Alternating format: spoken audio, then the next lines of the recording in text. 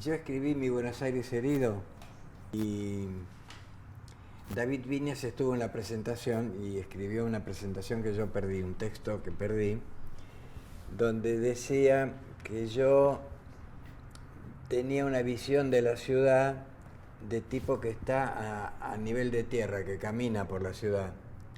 Y la comparó con la visión de Lugones, que era una especie de cóndor que miraba desde las alturas. La modernidad es un término que yo lo defino como lo propio de los momentos de crisis.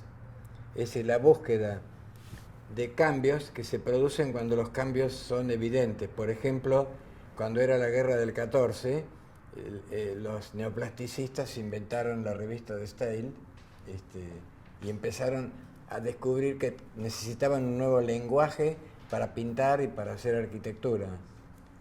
Van Doesburg, Kandinsky, Klee, estaban buscando un nuevo lenguaje. Y era la guerra del 14, la Revolución Rusa, la caída de un modelo armado, del modelo de arquitectura que nosotros estudiamos en Choisy. Estaba todo coincidía, todo cerraba, era un mundo único. Cuando ocurre la guerra del 14, ese mundo tiene un quiebre. Ahora estamos haciendo un grupo de estudio, un sábado por mes, para estudiar por qué el neoplasticismo y Mies tiene tanta validez en los trabajos de los alumnos actuales y de los arquitectos actuales, de Robinson, Caram. ¿Cómo ocurre que después de una época en que Wright y Le Corbusier y otros tipos, Alvar Aalto, ocuparon lugares importantes, aparece Mies de golpe, de nuevo, vuelve a ocurrir? Por ejemplo, una cosa que no sabemos los arquitectos es que el Congreso de la Carta de Atenas fue un congreso que reemplazó a otro. Nadie lo dijo eso. El Congreso del SIAM tenía que ser en Moscú en el año 32, ¿sabes? Y Stalin liquidó a los constructivistas rusos en ese momento. Los sacó del juego. Le Corbusier se dio cuenta que estaba pasando eso. Hay un montón de revistas italianas que me las dio Valo Fauci que relatan esa época en que la política stalinista liquidó al constructivismo. Y entonces se corrió el Congreso de Moscú, no se pudo hacer, se hizo en un barco de Marsella a Atenas, donde sacaron la Carta de Atenas. Y lo que yo observo es que debido al golpe que Stalin les había dado, la Carta de Atenas resultó apolítica. No habló de la propiedad del suelo. Y los urbanistas que salieron de ahí practicaron, diciéndolo o no, ideas utópicas, de las cuales una parte, siempre de las utopías algo queda, y lo principal no. Entonces los Bonnet, cuando vino acá con Ferrer, Ardoy y Kurchan, estudiaron el plan de Buenos Aires, lo terminaron en la General Paz, mientras que Bereterville y Botier en el 32, es decir, varios años antes, hicieron un plan para Buenos Aires que tomaba todo el conurbano. Y sin embargo, los urbanistas más conocidos eran los del SIAM. En fin, ese Congreso de Moscú marca un punto clave, que es la relación entre el urbanismo y la política, que es extraordinariamente estrecha. Y vos te fijás, es rarísimo, una cosa que yo descubrí que a algunos marxistas les molesta.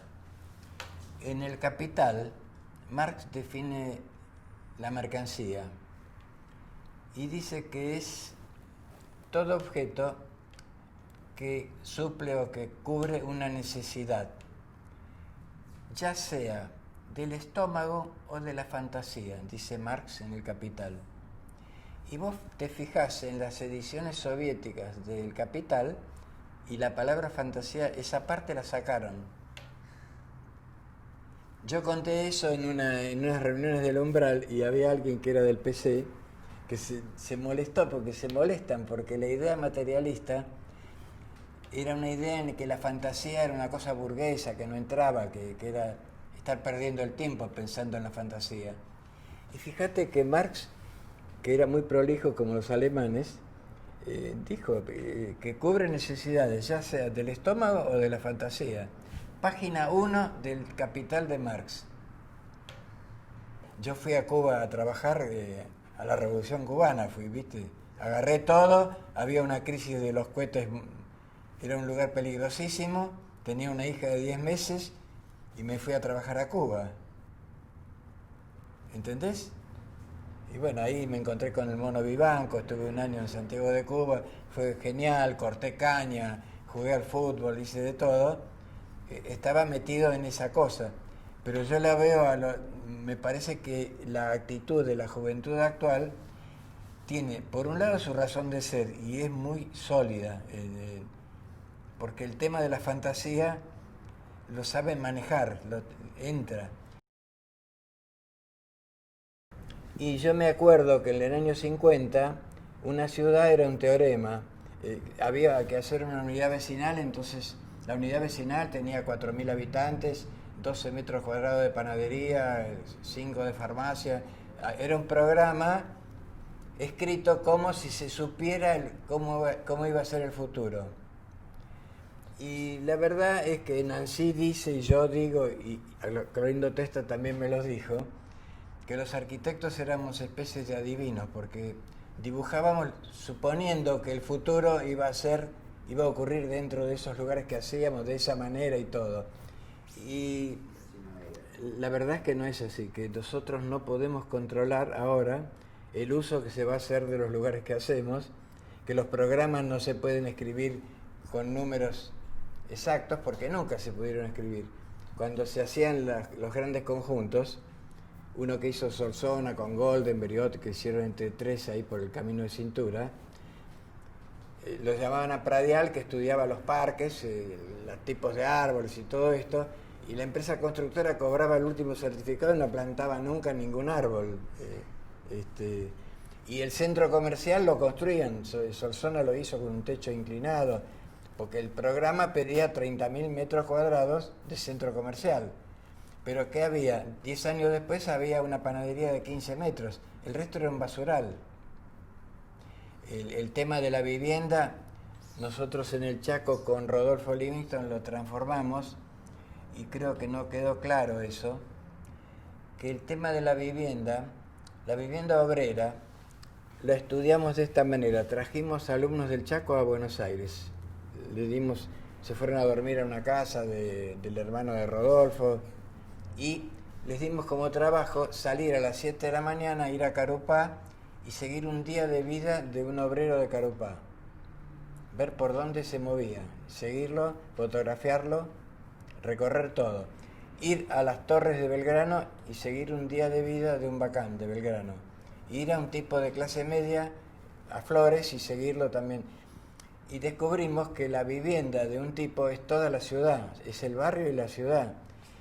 Que los medios de transporte son vivienda, porque está tanto tiempo viajando como durmiendo en su casa. Es decir, que inventamos la idea de vivienda ampliada. Con lo cual, los que se dedican al estudio del problema de la vivienda y no entienden que un tren es una vivienda y que una oficina es una vivienda, porque un tipo se pasa 20 años de su vida, 8 horas seguidas, es la vivienda de él esa. ¿Por qué no le llamamos vivienda a un lugar que es oficina y resolvemos un organigrama como si no fuera nada? Ahora, en cuanto al placer arquitectónico, me parece que los asados son un placer arquitectónico inventado en estas llanuras y que tenemos que... Y ahí está la verdad de la cosa. Y la arquitectura es una conjunción armoniosa de escenario y de obra teatral que ocurre en el escenario. Una conjunción entre la vida y el lugar. Y eso yo lo he vivido en miles de asados en mi casona donde vivía, o en toda la Argentina, en miles de asados y manera de comer y de relacionarse y de desorganizarse. En la facultad, por ejemplo, nosotros damos temas de urbanismo, damos Villa Pueyrredón, damos Puerto Madero, cualquier lugar de Buenos Aires, y durante un año lo estudiamos.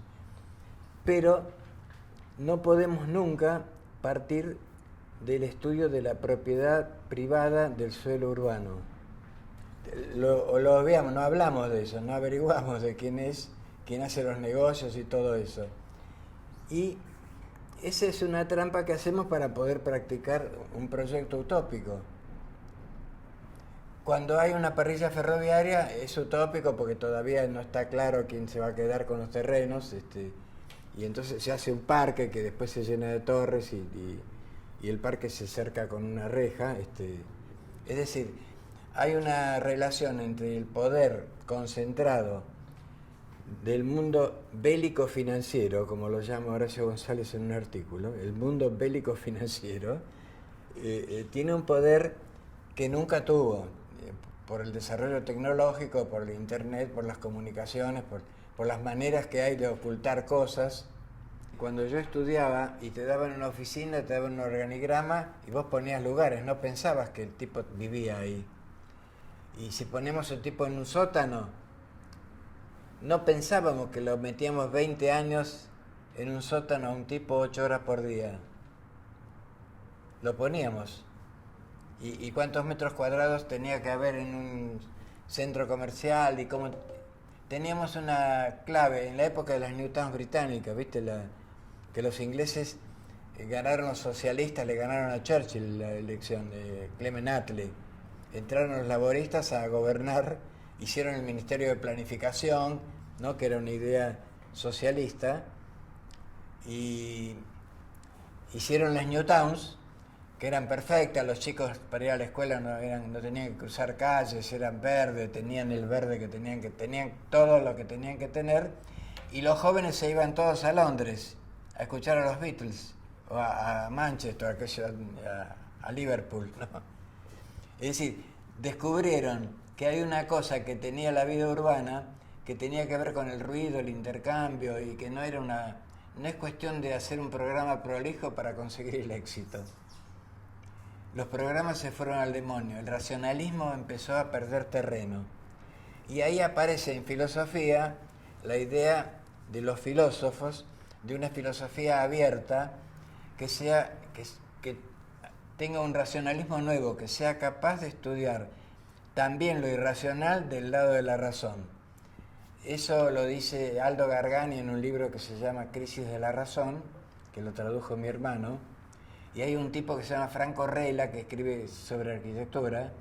Y bueno, Jane Jacobs, que es una canadiense, escribe varios libros también que muestra los fracasos del pensamiento único, cerrado de los arquitectos. Y parece que hay una posibilidad de salir de ese racionalismo sin caer en la locura, sin caer en el vale todo formal, de usar la razón para manejar también lo irrazonable. Y yo me di cuenta que en la formación que tuve yo, que era muy correcta desde el punto de vista racionalista, pero muy irreal, hemos pasado a una época en que los alumnos se mueven con una posibilidad de fantasía muy saludable, que no aceptan ideas fijas, no son tan embanderados como éramos nosotros. Bonnet fue un arquitecto buenísimo que quería construir, y construía con quien fuera. Le Corbusier trabajó con los soviéticos, lo acusaron de bolchevique cuando quiso hacer Argelia. Se ofreció a Petén para ser el arquitecto de la ocupación alemana. Eso no lo sabe nadie. Yo tengo todos los datos de eso. Escribió diciéndole a Petén que las ideas de arquitectura que él tenía eran las que necesitaba Francia. Y inmediatamente hizo las Naciones Unidas. Tipos que tenían una ansia de construir tal que construían con todos. Entonces, cuando Álvarez me contó que como presidente del Centro Estudiantes querían invitar a Le Corbusier en el 35 más o menos, se lo bocharon porque le dijeron que era comunista,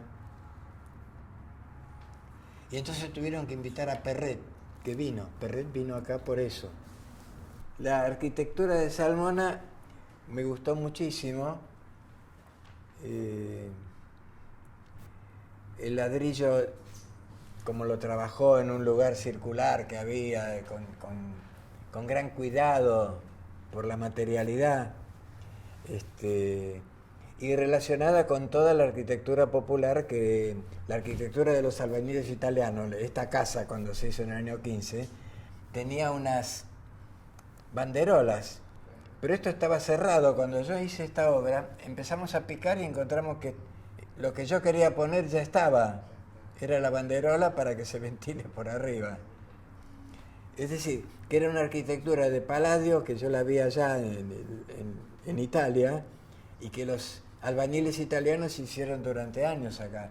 Y parece que cuando hay una especie de idea tipológica que cubre una época, queda una marca fuerte. Creo que marcas fuertes en Buenos Aires son la de Prebisch, el Obelisco, y la avenida General Paz de Botier, que son 50 kilómetros, 25 pero por 2 orillas, de parque público gratuito, equipado, que desagua bien, que tenía todo perfecto, donde plantaron 50.000 árboles, con un paisajista que se llamaba Loubeck, del que desgraciadamente no tengo más datos, era de La Plata, y era un jardín botánico perfecto. Todas las especies autóctonas del país estaban representadas.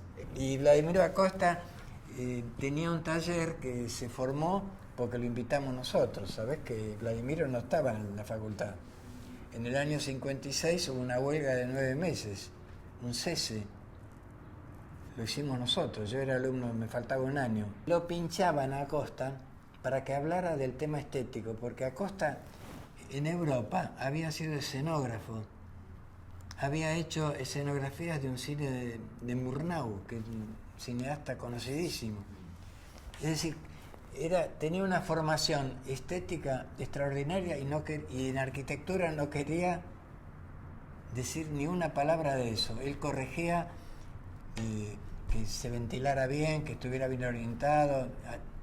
Creía que de una buena solución práctica tenía que salir una belleza. No es así eso, ¿no? Pero él tenía un background que no lo contaba.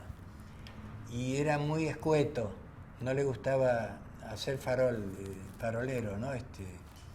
Y bueno, ahí empezó la facultad del 56 al 66, que vos conociste, ¿no? En el 66 nos echaron. Estaba Alfredo Ibarlucía y Bortagaray, que eran los ayudantes jóvenes que todos queríamos en primer año, en el año 50. Florindo Testa tomó el taller, tuve de ayudante a Capagli, el que hizo esa obra de Comega, era el ayudante mío. Y además yo me hice una conexión con Danone, entonces cursaba estructuras y hacía la estructura del proyecto de arquitectura. Yo creé una relación entre dos materias que tienen que estar relacionadas, pero la creé personalmente, porque lo fui a ver a Danone, le dije, yo quiero hacer esto. Hice todo el año las dos materias en conjunto. Usé el cálculo de estructura para el proyecto de una escuela en Misiones, que la presenté a un concurso con la firma de mi viejo, que era arquitecto, y el concurso lo ganó Testa, y cuando me puso la nota distinguido, me dijo, vos hiciste el concurso, porque había que poner la superficie de cada bloque. Se dio cuenta que era una presentación al concurso, lo que yo le había presentado a él. Y el concurso lo había ganado él. Digamos que ocurre que la descripción urbanística de la ciudad solo se puede alcanzar por la ficción. Y no por el racionalismo y decir cuánto, por las cifras, por el porcentaje. Bueno, eso es. Y en la época en que se transformó la facultad de totalmente neoclásica, en el 56, se creó visión en lugar de dibujo. Desgraciadamente las clases de dibujo de Gigli eran maravillosas. Se perdió una cosa, Pero los arquitectos siguieron dibujando, como vos sabés. No sé, eran alumnos de Gorriarena, nos hacíamos amigos de Alberto Cedrón. Dibujamos aunque no hubiera una materia que dijera dibujo, lo cual salvó a la pérdida de eso. Y Visión se creó a partir de la revista de Maldonado y de los movimientos de arte concreto.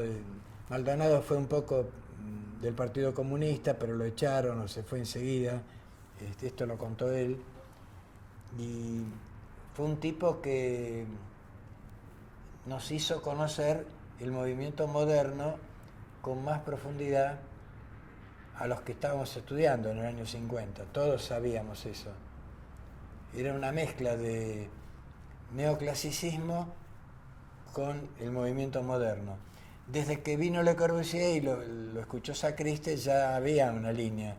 Mario Roberto Álvarez, Amancio Williams, Sacriste, un montón, habían toda la arquitectura del 30 que era de origen alemán, del Moderne Bauformen, del Reboque Igam, de Kalnay, que la avenida, la diagonal de la que vos hablás, inclusive obras de Bustillo, que era muy serio, era un neoclásico, pero que tenía una calidad que lo hacía raro, no era cualquier neoclásico.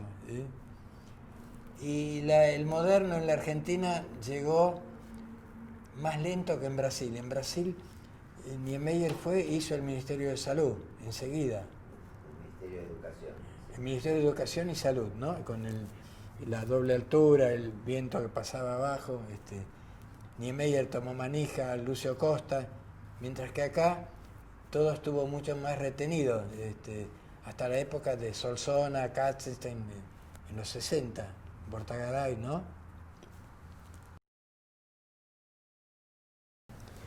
Y ahora en el archivo estoy trabajando yo con una idea de que hay una cosa que se llama la madre arquitectura, que nos cobija a todos, donde entra Amancio Williams y Vladimiro Acosta, que son WA y AW, los tipos más distintos que se te puedan ocurrir, y donde yo pensé que la tarea en la cultura argentina, que está tan fracturada y enferma, y tan peleadora, no había que oponer a Amancio Williams a Vladimiro Acosta, sino tratar de tomarlos con la idea de la madre arquitectura, que cada uno hizo lo suyo.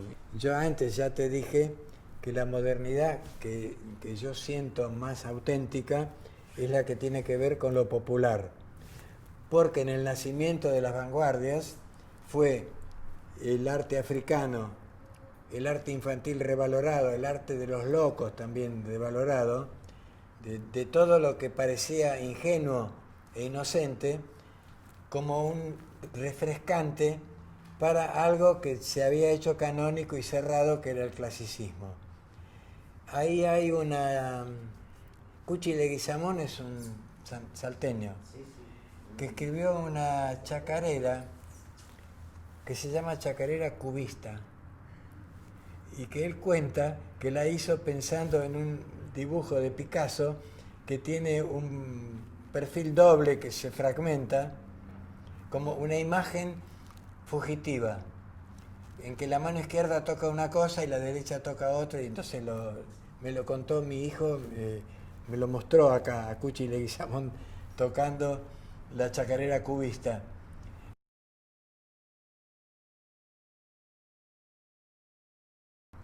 Y en cuanto a vivir, a las formas de vida, estoy en este momento con mi hermana, a la que le hice también una casa en la calle Stomba, en un PH al fondo, que tiene una huerta y que cosecha las cosas que se come. Y estamos ensayando la posibilidad de hacer casas de campo en la ciudad y de vivir en una casa de campo. La casa de campo tiene que tener un jardín que sea el lugar que es cuidado por los que están en la casa, no que haya un jardinero que venga y lo arregle, porque entonces no es casa de campo. Es decir, entre vivir y crear una cosa artificial que deja la forma que tendría un lugar vivido, pero sin la vida. en que hay una persona que vive, que es la que está lustrando todas las cosas a la mañana, los bronces, el jardinero, que está la casa cubierta de tipos que en los cantes era eso. Durante la semana todos los tipos de cardales le arreglaban el cante y el viernes a la tarde llegaban los tipos que iban a vivir ahí, que se metían y tenían una bolsa, se reunían para hacer negocios, seguían con la locura de los negocios. El ambiente se crea, no se prefabrica, se va creando con lo que uno... Y tengo una posibilidad interesante que es la grafología de la arquitectura, es decir, ver una casa e imaginarme qué tipo de familia vive ahí. Si es una casa con mármol negro y una chapa de médico, yo me imagino que tiene un living con sofá, con fundas para que los chicos no lo ensucien, y que después hay una cocina y después hay un fondo y a lo mejor hay un gallinero. Que era una casa que mi vieja describía que eran Luis XV por fuera y Juan Moreira por dentro. Decía que la casa empezaba neoclásica y terminaba con el gallinero, ¿no? Entonces, el Juan Moreira, yo creo que hay que hacerlo avanzar y mostrar, si uno es Juan Moreira, es Juan Moreira. El placer estético, yo creo que lo describí en un libro mío que se llama Potrero, que no sé si lo conocen, que es un libro sobre mi niñez de barrio, de jugador de fútbol, que terminó en excursionistas jugando, antes de transformarme en un intelectual, de estudiar y de leer a Nietzsche y de leer filosofía. Mi madre era de filosofía y letras, por eso yo me derivo hacia el tema filosófico continuamente. Inclusive cuando hablo de la reforma universitaria, que me parece un movimiento importantísimo, el del 18, le achaco el haber eliminado de la universidad el tema religioso. Que una cosa es eliminar el dominio dogmático de la Iglesia Católica, que estuvo bien, y otra cosa es creer que se puede hacer una universidad en que el tema de la muerte y del más allá, que un tío mío decía el más allá que cada vez está más acá, ¿no? Que es, el tema religioso salió de la universidad. Entonces hacer arquitectura sin pensar eso hasta que llegó Aldo Rossi, no se había hablado de ese tema, en el año 70 más o menos. Y es un tema profundo y que los que no pertenecemos a ninguna religión establecida, de repente tenemos más interés en lo religioso de lo que se cree, de lo que la gente cree. Me parece fundamental religar a mí las cosas y religar lo misterioso con lo que es visible también. Ese es el tema filosófico profundo de la arquitectura.